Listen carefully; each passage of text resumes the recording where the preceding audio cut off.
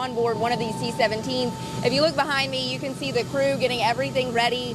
This is a joint special training mission with the 82nd Airborne Division at Fort Bragg. I'm going to move out of the way because I want you to look behind me. You can see these rescue boats in this neighborhood. Right now, they are going door to door to see if anybody's left. I'm told that they've gotten about 6 people out so far. Hey, Ashley, I spent the morning and afternoon calling multiple council members, the county CFO, the Chamber of Commerce, even the FBI. Most of those calls weren't returned, but the county did provide a brief statement. They are obviously disappointed in today's outcome, this mistrial after 22 hours of deliberation, but they are hopeful that justice will prevail in the retrial. All right, now, you guys just have just over this hill and then you're home free. Thank you. All right, guys, you can see the excitement here. Still a lot of runners coming this way. Let's get some cheers, guys.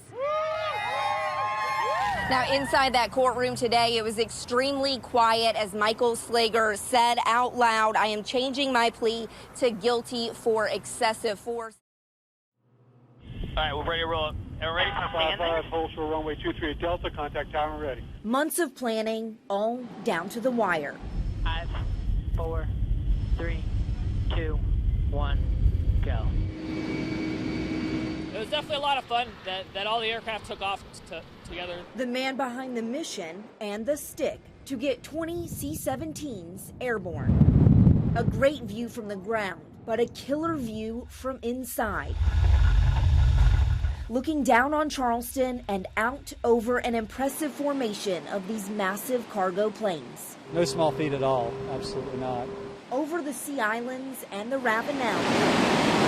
Getting these $218 million planes in the air is just one thing. In order to get 20 aircraft, we've had to go to 12-hour shifts, 24 hours a day.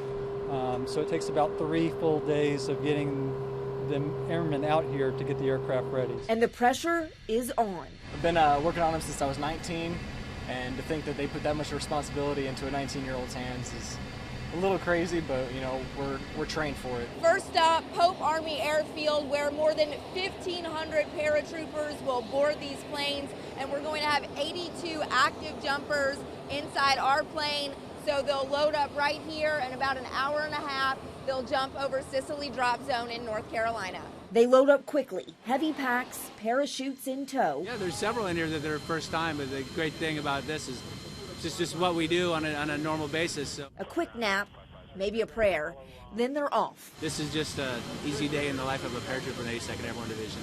But today, on the 100th anniversary of the 82nd Airborne Division, CRM. Woo. too much wind for their chutes. A little disappointing that the winds were out of limits to get our drop off, but obviously we basically did everything. A disappointing day for these paratroopers, but overall an accomplishment for 2 branches of the military. We work with our joint partners every single day making the mission happen. So whether it's delivering humanitarian aid to those in need anywhere in the world, air medical evacuations, or taking coalition forces to a dirt strip in Iraq or Syria in the fight against ISIL, the men and women here they make the impossible look really easy. And you certainly can't beat these views, all in a day's work. It's a plane. It's a bird? No, it's a drone. It's an eye in the sky, an extra set of eyes on you. When you have a small department, supplemental tools like this really help get the job done. The town of Sullivan's Island adds another tool to its arsenal, taking these drones up for a bird's eye view. Town Administrator Andy Banke says they've already proved invaluable. People go missing on the beach or might have a broken down boat in the marsh, and it's a very quick way to help find somebody that might be in distress. One for the fire department and one for police, adding an extra level of security on the shores of this popular beach town. Some say Big Brother's watching, but what happens when you lose sight of your child, even just for a moment, and with the crowds, you start to panic? So we decided to put their drone capability to the test to see if they can spot a missing person on the beach. I will play the role of this missing person, so we're going to see if they can find me. Town Hall 1201, we have a report of a missing female. Last seen on the beach in the vicinity of the Sand Dunes Club, brown hair. Been missing about 10 minutes. Might need to get mobile to go. First up, The report say she was close to the water. I saw her walking around the edge of the water. walking dangerously close to the water for any small child, where first responders say children are most likely to go. And within 5 minutes, I'm spotted. There she is. She's right underneath me right now. The buzzing sound draws near, and fire crews have a clear view of me to show my family. Once we implement the drone in the air, you can actually see and they can identify the child on the iPad. The better the identification, the color of the shirt, if they have a shirt on, we can zoom right in onto a child. We can drop it down to 4 or 5 feet. Probably 12 o'clock to you right now. Round 2, getting lost in the dunes. Another place children can wander, where visibility from the ground can be difficult, especially when the beaches are packed. We'll start a search from 22 to the location of the parents. Copy that, Chief. 1202 is en route to the beach with the drone. Normally when we get a call of a missing child on the beach, we'll go to the location where the parents are. The dispatch is getting us a good description of the child from the mother or the father. And again, within no time. Sir. 10-4, if you could bring her up here, we'll reunite her with her mother and father. It's a good job. I'm found.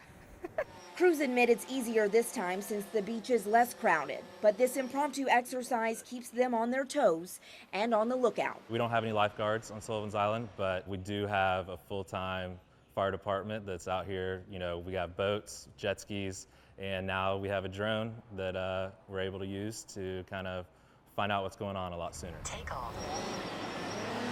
And if anything, they give beachgoers another little something to marvel at. You'll get a lot of people waving, flagging us down, trying to figure out what's going on, following the drone. It's, you know, it's not something you see every day, and it's not something that everybody expects to see out there. Sand, sun, and now safety, just a drone away.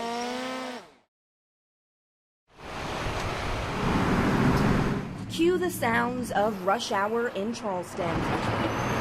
Add in an accident or two or several, and you have the perfect recipe for a major headache on your way home. When we have a crash that occurs along the interstate, particularly 26, which is back behind us here, it can cause some traffic problems, and it can get, you know, bothersome to some people because it backs up traffic for miles. But we're not talking about major crashes with injuries or death. We kind of put out information about crashes too. Lance Corporal Matt Southern with South Carolina Highway Patrol says even the most minor crashes, where there's just damage to the vehicles, can clog your commute, and there's a fix already in place. If you get into a minor wreck where no one is hurt, move those vehicles out of the roadway.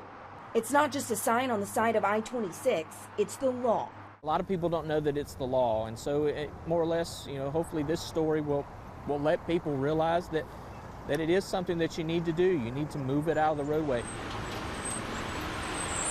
So we tested Low Country drivers, asking them what is the first thing they would do if they were in a property damage only crash. First thing I would do would pull over at the shoulder, otherwise it could cause more accidents just by kind of stopping right there. I would pull over to the side of the road where you're out of the way. They got it right, but others say they had no idea you could actually get fined for not moving. The chances of a penalty, though, are slim. Southern says it's tough to track just how many citations have been issued for violating the steer it or clear it law because the statute governs a broad range of traffic issues. You're more likely to get fined in the court of public opinion. It's the first thing that they do as soon as they get in an accident. I've seen a couple, and they'll just stop right there. Oh yeah, all the time. They just stay there, put their hazards on, they're in the middle of everything. And people are trying to get around and go by and can't get anywhere. But Southern says he understands why people don't want to move. A lot of people don't realize that. A lot of people are scared sometimes to move their vehicle because they want the investigating officer to see what happened in the crash. So they stay put in the middle of the highway, creating major delays when it's not necessary. We think about a fender bender where someone just runs into the back of someone, or a lane change where someone comes over on top of someone. You know, most of the time we're able to look at the evidence on the vehicle to determine what happened. We can talk to witnesses. He says the most important thing you can do to protect yourself and help police is pull over and clear the road. The longer it sits in the roadway, the more chances for a secondary collision to occur. And when those secondary collisions occur, they can be even worse than the one that happened before. Still, many drivers aren't aware, and with only a few of these SCDOT signs on low-country highways, it's likely the problem will continue. But that doesn't stop drivers from hoping. Just be careful, and if you do get into an accident, just try to get out of the way the best you can. Just be cautious, even though what's going on around you. If you get in an accident, be mindful that you don't want to cause a domino effect. Pull over to the shoulder.